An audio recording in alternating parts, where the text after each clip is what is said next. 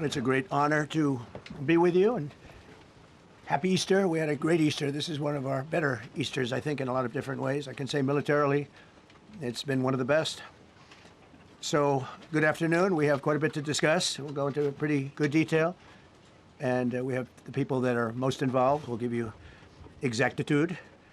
And we're here today to celebrate the success of one of the largest, most complex, most harrowing combat searches. I guess you would call it a search and rescue mission ever attempted by the military. Generally, when planes are knocked down in war, especially when you're fighting a strong group, an evil group, you can't really do this because you send in 200 men to pick up one, and it's something that's usually not attempted as much as you want to attempt. And bad things happen to that one or two. And in this case, we did two, and it might not have been attempted before. We did, and we had great talent. We got a little luck too, I would say. And we were helped by a lot of people, a lot of great people. And it was an honor to be involved with it. It's very historic. This is a rescue that's very historic. It'll go down in the books. Late Thursday night, an American F-15 fighter jet went down deep inside enemy territory in Iran while participating in Operation Epic Fury, where we're doing unbelievably well, well at a level that nobody's ever seen before. The entire country can be taken out in one night, and that night might be tomorrow night. Both members of the crew ejected from the aircraft and landed alive. On Iranian soil, I immediately was asked to make a decision. I ordered the U.S. Armed Forces to do whatever was necessary to bring our brave warriors back home. A risky decision, because we could have ended up with 100 dead as opposed to 1 or 2. It's a hard decision to make. But in the United States military, we leave no American behind. We don't do it. Within hours, our armed forces deployed 21 military aircraft into hostile airspace, many flying at very low altitude, being shot by bullets. You bring rifles into play when you're going that low, but there are also certain advantages. And in broad daylight over Iran for 7 hours, at times facing very, very heavy enemy fire. We have a helicopter that's got a lot of bullets in it. It's amazing.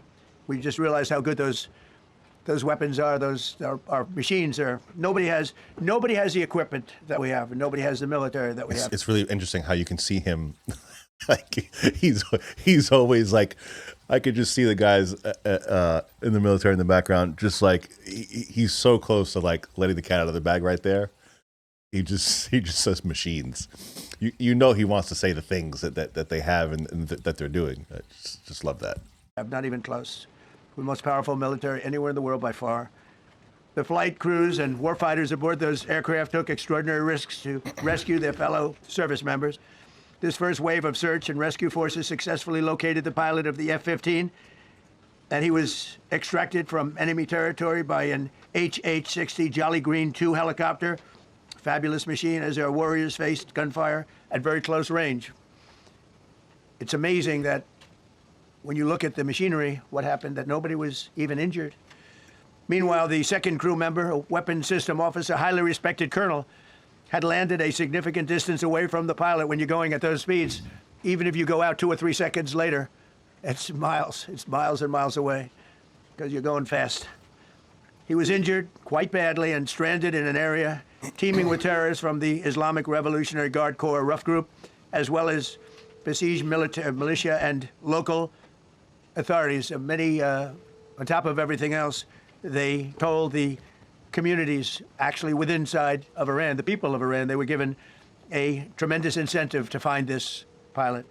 Despite the peril, the officer followed his training and climbed into the treacherous mountain terrain and started climbing toward a higher altitude, something they were trained to do in order to evade capture.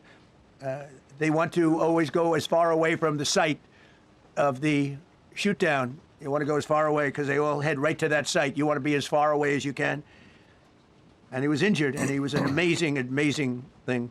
He scaled cliff faces, bleeding rather profusely, treated his own wounds, and contacted American forces to transmit his location. They have a very sophisticated beeper-type apparatus that is on them at all times. And when they go out on these missions, they make sure they have lots of battery space, and they're in good shape. And this one worked really well, amazingly, saved his life. We immediately mobilized a massive operation to retrieve him from the mountain holdout and he kept going higher and higher. The mountain kept getting rougher and rougher, and really very, very hard to find. The second rescue mission involved 155 aircraft, including 4 bombers, 64 fighters, 48 refueling tankers, 13 rescue aircraft, and more. We were bringing them all over, and a lot of it was subterfuge. We wanted to have them think he was in a different location because they had a vast military force out there. Thousands of people were looking.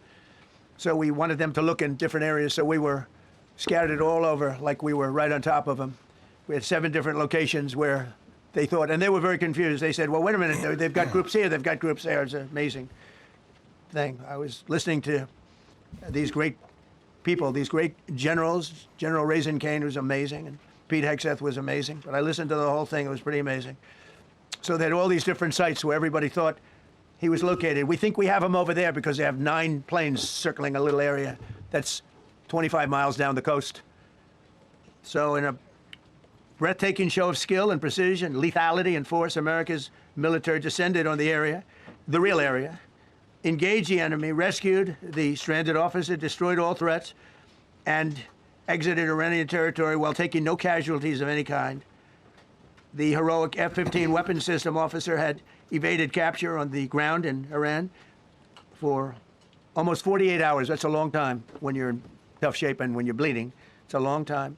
When we left, as you probably know, we had 2 large planes, pretty old planes that carried a lot. We needed a lot more equipment going in than coming out, obviously, because going in, we needed to be able to scale mountains, and we had a lot of equipment.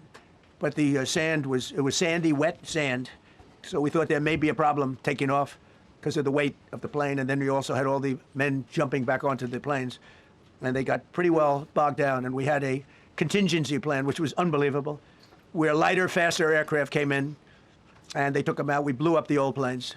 We blew them up to smithereens because we had equipment on the planes that, frankly, we'd like to take, but I don't think it was worthwhile spending another 4 hours there taking it off. So we didn't want anybody to have, we have the best equipment anywhere in the world. We didn't want anybody examining our anti-aircraft and other equipment. So these were large planes that were old and pretty old, and we blew them up. And we had faster, lighter planes come in, and they were able to land on the sand. We needed the bigger planes because we had so much equipment that we needed. We took 3 helicopters over there, which were very strongly used, and couldn't have lived without them. They did, and they performed unbelievably well. And if you'd see it, you wouldn't believe it. They came off the plane, and these guys had them. The rotors were off. They rebuilt these helicopters in less than 10 minutes, and that was one of the more amazing things. These are helicopters, small, unbelievably powerful, but small, very small, so it can get into certain areas. And they got them off the plane, and they rebuilt all 3 of them in a matter of less than 10 minutes. It's pretty amazing what the genius of these people. Who would think that? You'd think it would take 5 days to build them. And in some companies, it would take 5 days, and they wouldn't do it well. But they served us well. As Commander-in-Chief, I never forget the extraordinary risk taken by the warriors that we send into battle, and the genius. I mean, think of it, having a contingency of 3 planes waiting because we think the sand is so bad that we probably won't be able to take off. And the planes really got bogged. This was not much of a runway. This was a farm, not a runway. It's a farm, but it did the trick. But to have a contingency as opposed to having to wait 2 days, can you imagine right in the middle? This was central. This was right, you would call it central casting if you were doing a movie for location. And probably the toughest area of Iran where we'd be sitting there. So these planes came in, those pilots came in so fast and so quick and got out of there. Everybody got aboard and just got 15-minute intervals. 1 load out, 1 load out, 1 load out. It happened. And we were watching and we said, that's amazing. In many ways, I was almost more impressed by the contingency that we had than the fact that, if we would have had a runway or decent soil, but it was an amazing thing. But we thank God for every single one of them and the talent. The genius is not even talent, it's genius. It's the whole ball game, every one of them. If you look at what we did with Maduro, we went into a military compound, massive, with thousands and thousands of soldiers, and within a matter of minutes, and he lived behind iron doors. There were steel doors, broke them down so quickly, and within almost minutes, he was in the back of these planes. It was a similar group, incredible. We have incredibly talented people. And if the time comes, we move heaven and earth to bring them home safely. We're going to bring our people home safely. I want to thank every member of the U.S. Armed Forces involved in these historic operations. They really were historic. It's just not something that's done. and you'd understand it. Not that they don't want to do it, but when you're going into areas, when you look at these helicopters, when you look at the amount of bullets and everything else that they took, when you go into these areas, you don't come out like we came out. God was watching us. I was hoping to see if he would talk about like the actual, like what's going on with the war. I don't know if he's going to get to that here. Let me just skip ahead a little bit and see. So actually, the country, Iran, put out a major notice, you all saw it, offering a very big award for anybody that captures the pilot involved with it. We were up late at night, and then we were waiting for those contingent planes to come in, and we said, come on, let's go, get in, because they're waiting out on this. If we cast a movie, he's going to play the head of the CIA. He's one of the few. John Ratcliffe, he did a phenomenal job that night. He did something that I don't know if you want to talk about it. If you want, you can. I'm not sure you're supposed to. I'm not going to talk about it. But the CIA was very responsible for finding this little speck. It's like they used an expression on one of the shows. A general was talking about, it's like finding a needle in a haystack, finding this pilot. And the CIA was unbelievable. And you may, if you can, you'll talk. It might be classified, in which case I'd have to put him in jail if he talks about it. And I don't want to put him in jail. He doesn't deserve that. So, John, do you want to say a few words? Thank you. Yeah, so I'm guessing this is primarily going to be on the operation. Obviously, it was an amazing op. You know, a lot of it's, I'm sure, going to come out down the road. But I was hoping that he was going to get to the current Iran situation and, you know, the time frame that they have to either go with the program, get with the program, or are we going to keep bombing them, and then gas is going to keep going up, and then people are going to keep dying, and I don't know. We shall see. But that was it. Like, just, you know, that was Trump's view and his perspective on the operation that got the two guys back. He has a couple of funny moments, as Trump always does. And that's pretty much it. Guys, thank you so much for joining me. 6283 Talk is my channel on X if you want to follow me there. I'm John Soto. I'll see you in the next video, guys. Take care.